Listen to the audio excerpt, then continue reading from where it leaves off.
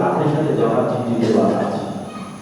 আমাদের জিজ্ঞেস করা ব্যক্তিকে সে বলতো আমি কে এটা তো তোমরা জানতে পারবেই, তোমরা বলো তোমরা তোমরা বলো আমরা এইভাবে খাইছি।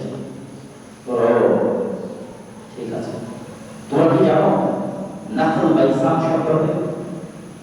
তোমরা কি জানো আইনে সোলার সম্পর্কে? তোমরা কি জানো ওহাইরা তাওয়ারিয়া সম্পর্কে?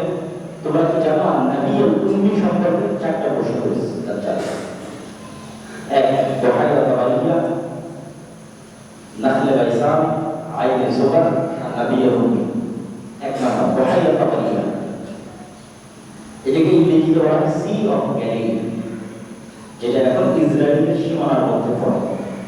এখনকার যে ইসরায়েলের সীমানা, এই সীমানার মধ্যে আপনি গুগলে গিয়ে লিখে সার্চ দেবেন সি অফ গ্যালিলি অথবা টাইবেরিয়া লেক লিখে সার্চ দিলে আসবে। খ্রিস্টানদের কাছে এই নদী বা এই লেক, এই খাল অনেক পবিত্র। এটা খ্রিস্টানদের বাইবেলের বর্ণনা অনুযায়ী ঈসা আলাইহিস সালাম যত মুজিজা দেখিয়েছেন, মৃতকে জীবিত করা, অন্ধকে চক্ষুষ্মান করা, টাক মাথাকে ভালো করে দেওয়া, সব মুজিজা তিনি এই খালের ধারে দেখিয়েছেন। এই জন্য আমেরিকা এবং ইউরোপ থেকে প্রতি বছর হাজার হাজার দর্শনার্থী এই খাল দেখতে থাকে, এই ইসরায়েলের সীমানার মধ্যে সি অফ গ্যালিলি। তো দাজ্জাল বছর অচিরে এই খালে পানি থাকবে না। দুই নম্বর কি বলেছে? নাহল বাইসাম, বাইসানের খেজুর বাগান। এই বাইসাম এখন ইসরায়েলের একটা শহর, বাইত শিয়াম। আরবি এবং হিব্রু উচ্চারণের পার্থক্যের কারণে আরবি এবং হিব্রু খুব কাছাকাছি ল্যাঙ্গুয়েজ। হিব্রু ইব্রাহিম আলাইহিস সালামের ল্যাঙ্গুয়েজ, আরবি মুহাম্মদ সাল্লাল্লাহু আলাইহি ল্যাঙ্গুয়েজ, সিরিয়ান, খুব কাছাকাছি। এই জন্য অনেক কথাই মিলে যায়। আরবিদের জন্য হিব্রু শিখা সহজ, হিব্রুদের জন্য আরবি শিখা সহজ। তো যেটা আরবিতে বাইসাম, সেটাই হিব্রুতে বাইত শিয়াম। বাইত শিয়াম যেটা সার্চ দেবে খুব সহজ চলে আসবে। এটাও ইসরায়েলের একটা শহর। তোমরা কি এই বাইসাম শহরের খেজুর বাগান সম্পর্কে বলতে পারবে? একদিন এই বাগানে খেজুর হবে, খেজুর বাগান থাকবে না, খেজুর হবে। তিন নম্বর আইনে জোগাড়। বাইবেলেও এই আইনে জোগাড়ের কথা বর্ণনা করা আছে। কিভাবে? বাইবেলের বর্ণনা অনুযায়ী লূত আলাইহিস সালামকে যখন আল্লাহ সুবহানাহু ওয়া তাআলা আশ্রয় দিলেন যে তোমার শহরকে আমি উড়িয়ে দিচ্ছি, তুমি তোমার স্ত্রী ও মুমিন সহ পালিয়ে যাও, পালিয়ে গেলে আশ্রয় দাও। বাইবেলে বলা আছে স্প্রিং অফ সোয়ার, রাইন উচ্চারণটা আরবি এবং হিব্রুর মতো কোনোটাতে উচ্চারণ হয়, কোনোটাতে উচ্চারণ হয়। যারা আরবি ল্যাঙ্গুয়েজ সম্পর্কে জানেন, মিশরীয় ল্যাঙ্গুয়েজ সম্পর্কে জানেন, তারা খুব ভালো জানবে। স্প্রিং অফ সোয়ার, সোয়ার, এই ঝর্ণার পাশে নবী সাল্লাল্লাহু আলাইহি আশ্রয় দেওয়া হয়। এই ঝর্ণাকেও খ্রিস্টানরা পবিত্র মনে করে এবং প্রতি বছর হাজার হাজার মানুষ এই ঝর্ণা দেখতে যায়। এই ঝর্ণা একদিন পানি থাকবে না। আর এই তিনটে তথা বাইত শিয়াম, সি অফ গ্যালিলি এবং স্প্রিং অফ সোয়ার অথবা আরবিতে আইনে সোলার, নাহল বাইসাম এবং ওহাইরা তাওয়ারিয়া 30, 40, 50 কিলোমিটারের মধ্যে, এবং দুটো অলরেডি ইসরায়েলের সীমানার মধ্যে আর একটা ইসরায়েলের সীমান্তবর্তী জর্ডানের সীমানার মধ্যে, ডেড সি পাশে। তো দাজ্জাল এই কথা বললো। আর নবীর উম্মি মানে হচ্ছে যেগুলো লেখা যায় না, পড়া যায় না, তার সম্পর্কে বলো। বলার পর দাজ্জাল বলবো আমি দাজ্জাল, আমি বের হবো, পৃথিবীতে আমি 40 দিন থাকবো। আমার প্রথম দিন হবে 1 বছরের সমান, তারপর দিন হবে 1 মাসের সমান, তারপর দিন হবে 1 সপ্তাহের সমান, বাকি দিনগুলো হবে গতানুগতিক দিন। আর এই 40 দিনের মধ্যে আমি মক্কা এবং মদিনায় প্রবেশ করতে পারবো না। রাসূলুল্লাহ সাল্লাল্লাহু আলাইহি ওয়াসাল্লাম দাজ্জাল সম্পর্কে আরেক হাদিস, এটা হলো আমাদের এই অংশের আলোচনা শেষ হয়ে যাবে। রাসূলুল্লাহ রচিত দাজ্জাল হবে, এবং আমি আজকে যে মদিনায় আছি এই মদিনা থেকে পূর্ব দিক থেকে দাজ্জাল হবে। আর দাজ্জাল যে শহরে প্রবেশ করতে পারবে না, এটা হলো সেই মদিনা যেভাবে লাঠি আর আমাদের যে লাঠি ছিল এটা দিয়ে আঘাত করে বলতে থাকলেন হাজি তাইবা, হাজি তাইবা, হাজি তাইবা। এটাই সেই মদিনা যেখানে দাজ্জাল প্রবেশ করতে পারবে। আর মদিনা থেকে পূর্ব দিকে যদি আমরা এখনো মানচিত্রে দেখি, তাহলে মদিনা থেকে পূর্ব দিকে সৌদি আরবের কিছু অংশ পড়বে, পারস্য সাগর যেটা যুদ্ধ চলতেছে সেটা বলবে, তারপরে ইরান এবং খোরাসানের যে বৃহৎ অঞ্চল, ইরান আফগানিস্তান, তারপরে ধীরে ধীরে এই অঞ্চলের দিকে মধ্য এশিয়ার যে অঞ্চল, এগুলো বলবে। তো এই দিক থেকে দাজ্জাল বলবে রাসূল সাল্লাল্লাহু আলাইহি ওয়াসাল্লাম বলবেন। এবং দাজ্জালের গতি সম্পর্কে রাসূল সাল্লাল্লাহু আলাইহি ওয়াসাল্লামকে জিজ্ঞেস করা হলে তিনি বলবেন কাল গাইসি ইস্তাদবারাত রুয়ে, দাজ্জালের গতি হলো আকাশে ওড়া মেঘের ন্যায়। এখন আকাশে ওড়া মেঘের ন্যায় বলতে দাজ্জাল নিজেই উড়বে না, আসলে মেঘের উড়ার তো কোনো যন্ত্রের উপর সে থাকবে, আল্লাহ সুবহানাহু ওয়া তাআলা, কিন্তু তার গতি যে গতিশীল হবে, খুব দ্রুত গতিতে হবে, আকাশে ওড়ার তো মেঘের ন্যায়, এটা রাসূল সাল্লাল্লাহু আলাইহি ওয়াসাল্লাম স্পষ্টভাবে বলে গেছেন। দাজ্জাল যখন কোনো অঞ্চল অতিক্রম করবে, তখন যে অঞ্চলের মানুষ তার ঈমান আনবে, তাদের জন্য ধন সম্পদ, জমিনের খাবার সবকিছু ব্যবস্থা করে দেওয়া হবে। আর যে অঞ্চলের মানুষ ঈমান আনয়ন করবে না, সে অঞ্চলে দুর্ভিক্ষ দেখা দেবে, ওই অঞ্চলের আকাশ বৃষ্টি বর্ষণ করবে না, ওই অঞ্চলের জমিন কোনো ফসল উৎপন্ন করবে না।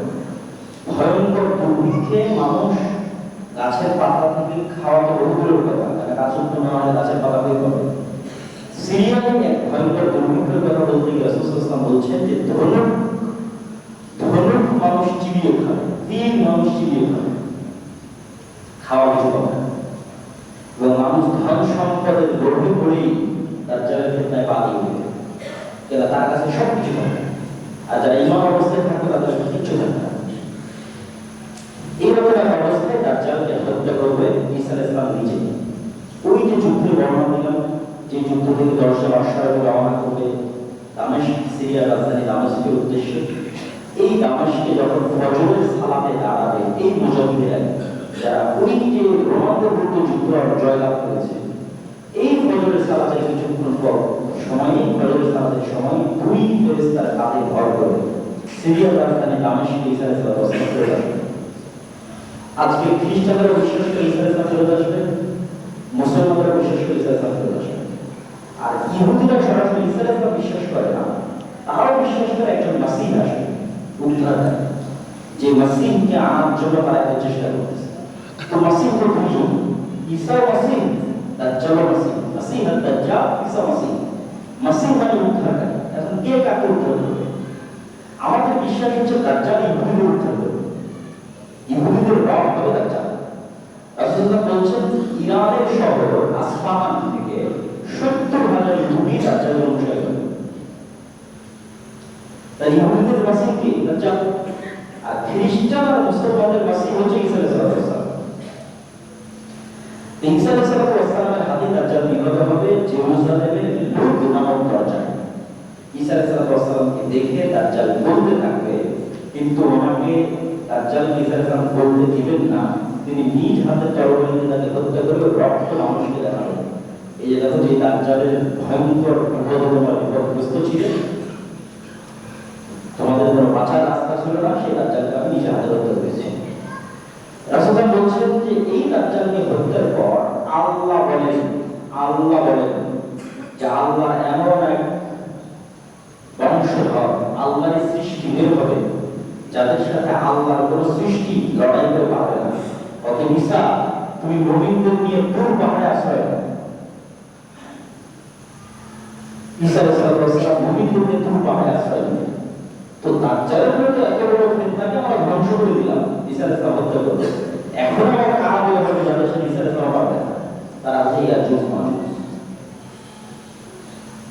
এই ইয়াজুজ মাজুজ পৃথিবীর সকল সমুদ্র, সকল ফলফলাদি সব খেয়ে শেষ করে দিবে।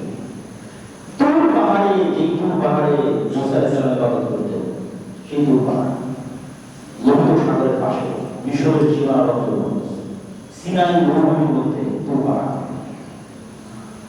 তুর পাহাড়ে ঈসা আলাইহিস সালাম মুজাহিদদেরকে আল্লাহর কাছে দোয়া করতে কান্নাকাটি করবে যে আমরা এই ইয়াজুজ মাজুজ ধ্বংস না হয়, আমাদের খাবারও নাই, টাকা পয়সাও নাই, কিছু নাই, খাবো কি বাঁচবো কি?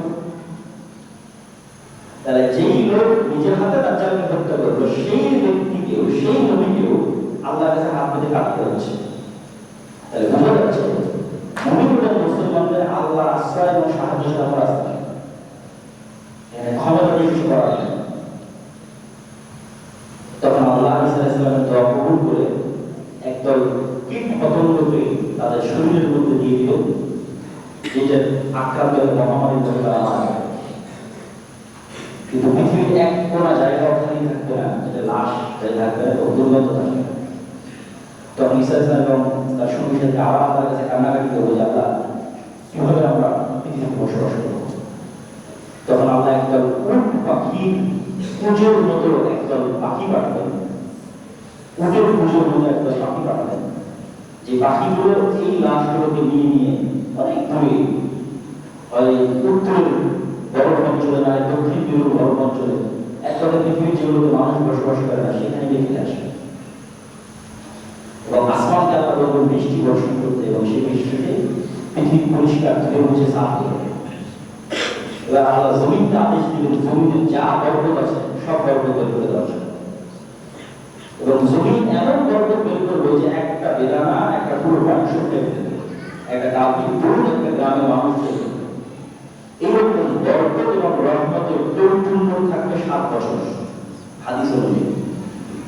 আর আজকে বাইবেল এবং তাওরাত অনুযায়ী 1000 বছর। কারণ ওরা বিশ্বাস করে ঈসা ইসলাম আসবে, ওরা বিশ্বাস করে ঈসা ইসলাম ন্যায় শাসন প্রতিষ্ঠা করবে, ওরা বিশ্বাস করে ঈসা ইসলাম অ্যান্টি ক্রাইস্টকে হত্যা করবে, দাজ্জালকে হত্যা করবে, তারপরে ঈসা ইসলামের ন্যায় শাসন চলবে 1000 বছর।